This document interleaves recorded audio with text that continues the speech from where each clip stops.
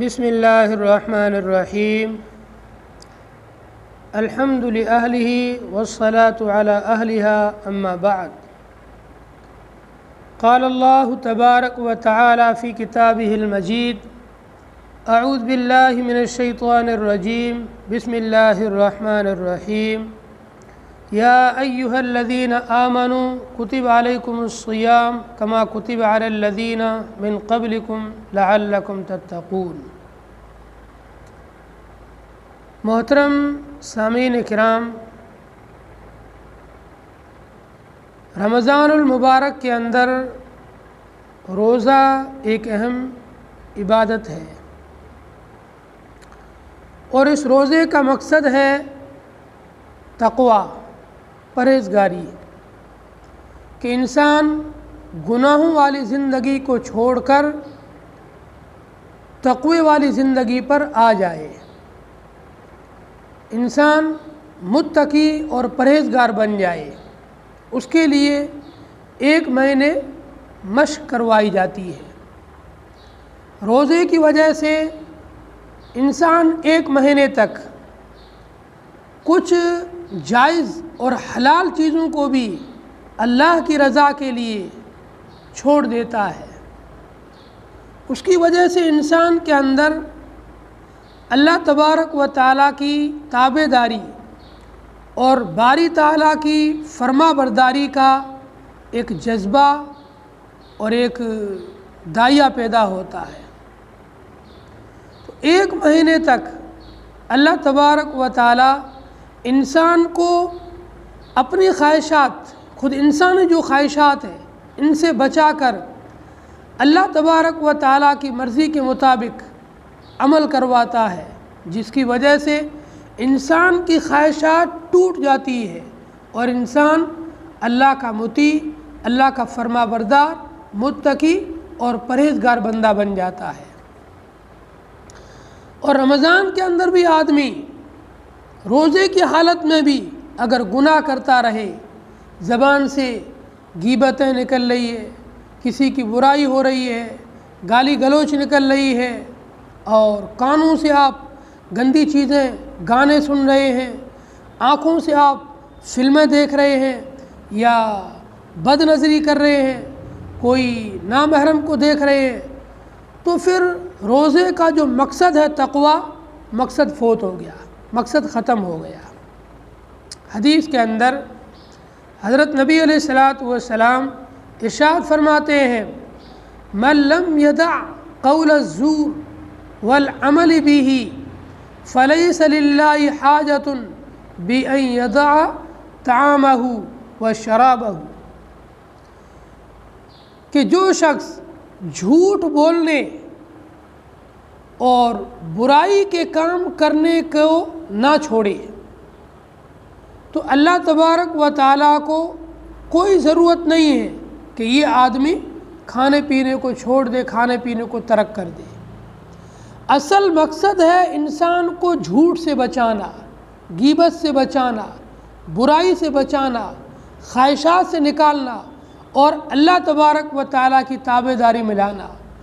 اگر روزہ رکھ کے بھی جھوٹ بول رہے ہو، روزہ رکھ کر بھی غیبتیں کر رہے ہو، روزہ رکھ کر بھی بد نظری کر رہے ہو، روزہ رکھ کر بھی حرام کمائی لے رہے ہو، سود لے رہے ہو، رشوت لے رہے ہو، اور ناجائز طریقوں سے دھوکے دے کر کے مال ہڑپ رہے ہو، مال کما رہے ہو، تو پھر ان روزوں کا کوئی مطلب نہیں ہے، روزوں کا کوئی مقصد نہیں ہے۔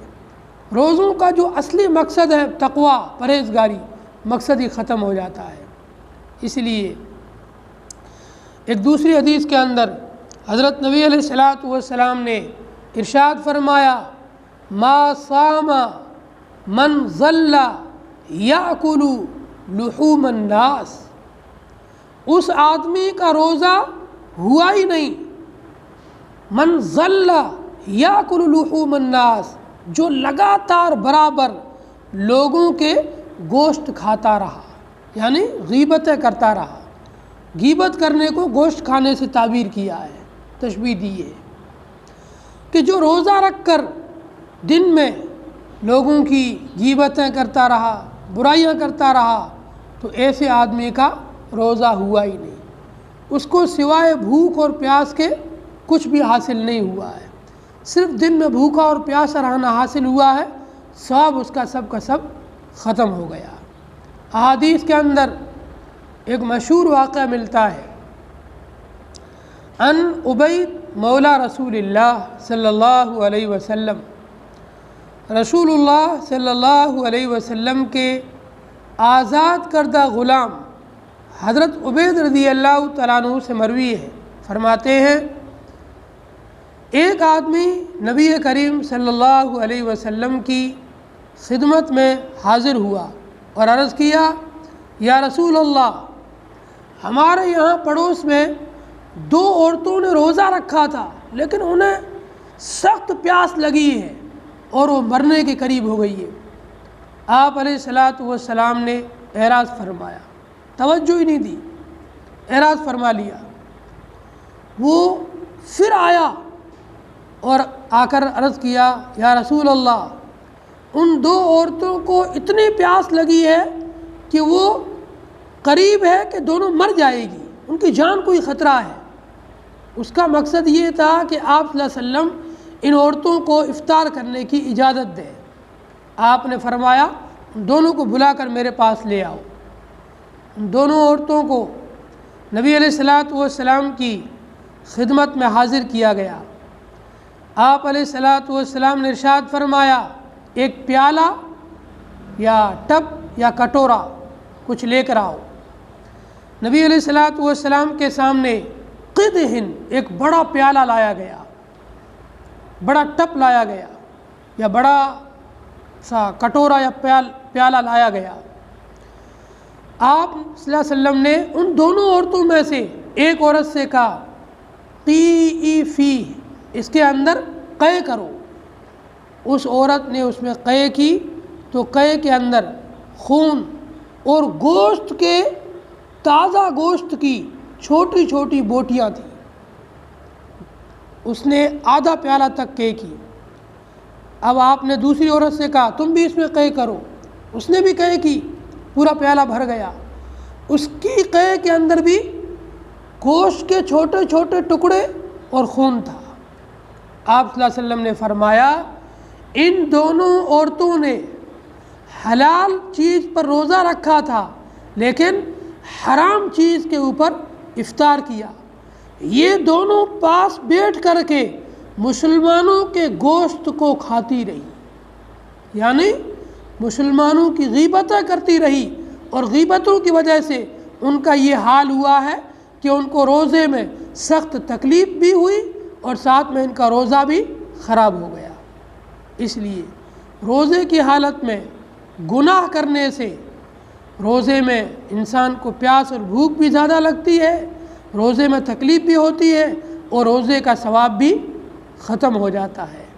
اس لیے ہم رمضان کے ایک مہینے میں اپنے آپ کو گناہوں سے مکمل طور پر بچائیں۔ اسی لیے علماء فرماتے ہیں، علماء لکھتے ہیں کہ انسان جس گناہ کو چھوڑنا چاہے اس گناہ کو رمضان کے اندر چھوڑ دے، اللہ تعالیٰ ہمیشہ ہمیشہ کے لیے اس گناہ کو اس کی زندگی سے نکال دیں گے۔ اگر کسی کے اندر جھوٹ کی عادت ہے اور وہ نہ چاہتے ہوئے جھوٹ بول دیتا ہے، ایسا انسان رمضان کے ایک مہینہ جھوٹ بولنے سے بچنے کا اہتمام کرے، ہمت کرے کہ میں ایک مہینے تک جھوٹ نہیں بولوں گا۔ اگر وہ رمضان کے ایک مہینہ جھوٹ سے بچ گیا، علماء لکھتے ہیں اللہ تعالیٰ پوری زندگی کے لیے اس کی زندگی سے اس جھوٹ والے گناہ کو نکال دیں گے۔ اگر کسی کے اندر زنا کی عادت ہے، وہ ایک رمضان کا مہینہ اس برائی سے بچ جائے، اللہ تعالیٰ ہمیشہ ہمیشہ کے لیے اسے اس برائی سے نکال دیں گے۔ اگر کسی کے اندر رشوت خوری کی عادت ہے، اس ایک مہینہ بچ جائے، اللہ تعالیٰ ہمیشہ ہمیشہ کے لیے اسے بچا لیں گے۔ اگر کسی کے اندر غیبت کرنے کی عادت ہے، چغلی خوری کی عادت ہے، یا کوئی بھی برائی ہے، گندی عادت ہے، رمضان کا ایک مہینہ اس برائی کو چھوڑ دے، اللہ تبارک و تعالی ہمیشہ ہمیشہ کے لیے اس سے اس برائی کو نکال دیں گے۔ اللہ تعالیٰ سے دعا ہے اللہ تعالیٰ ہم تمام کو رمضان کے اندر خصوصی طور پر ہر قسم کے گناہوں سے بچ کر نیکی کے ساتھ میں زندگی گزارنے کی توفیق عطا فرمائے۔ السلام علیکم ورحمۃ اللہ وبرکاتہ۔